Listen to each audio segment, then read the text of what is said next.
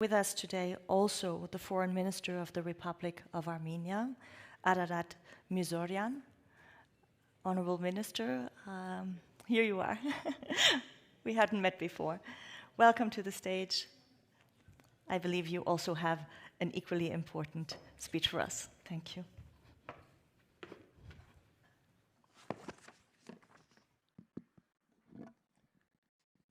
Good morning, dear colleagues, dear friends. This is a real honor for me to address the participants of the Eastern Partnership Civil Society Forum Annual Assembly. I do believe that today, among like-minded partners, we can openly discuss and critically assess the developments both in each Eastern partner state and on regional and European levels. So for triggering further discussion, let me put forward two questions, reflection on which might be helpful today. So, question number one, what was and what is the Eastern Partnership about?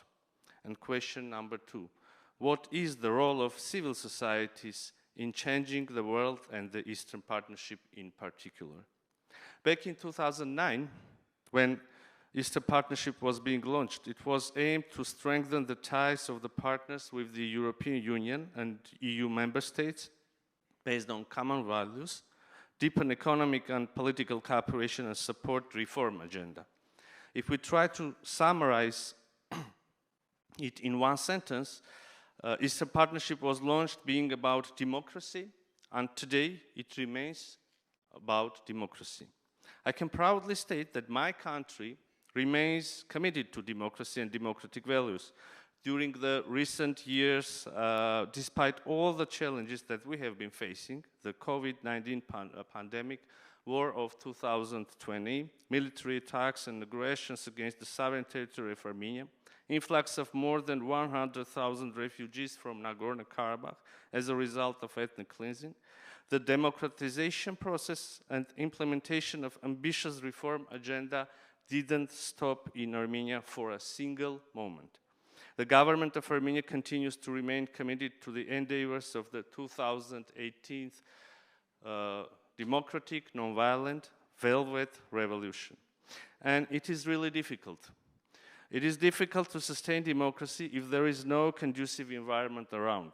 The collapse of the European security architecture, rise of authoritarianism in the world, massive violations of the UN Charter on the one hand and the democratic values on the other make it necessary to seriously rethink how the EU should position itself.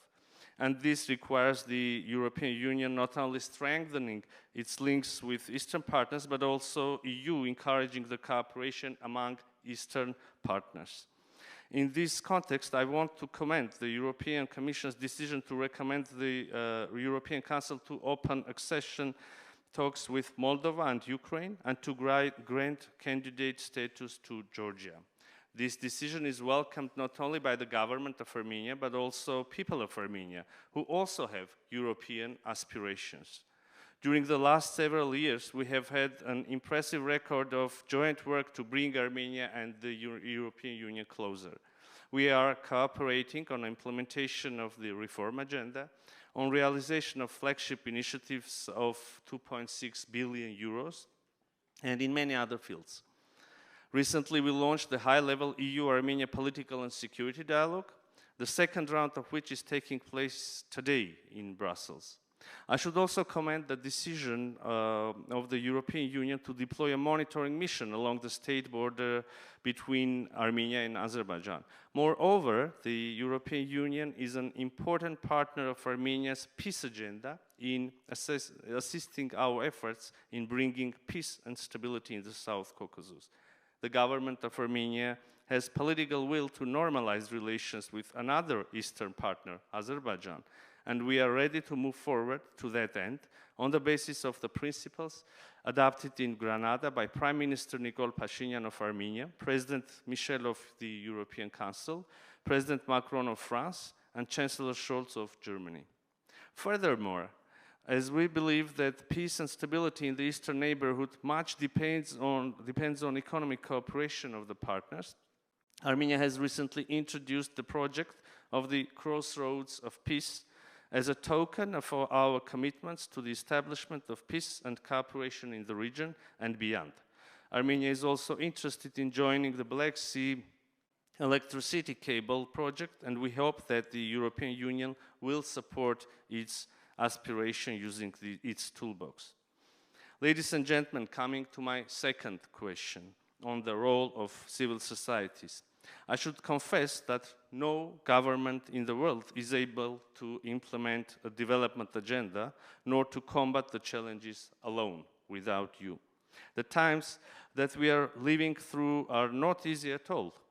And I definitely know that the issues which I was talking about will not be addressed without your participation, your criticism, but also your support. And here I thank you. And this is not the traditional thank you that we usually say at the end of our statements. I really want to thank you for the tremendous job that you are doing for Eastern partnerships, common cause, for our values, for democracy, for peace. Thank you. So much.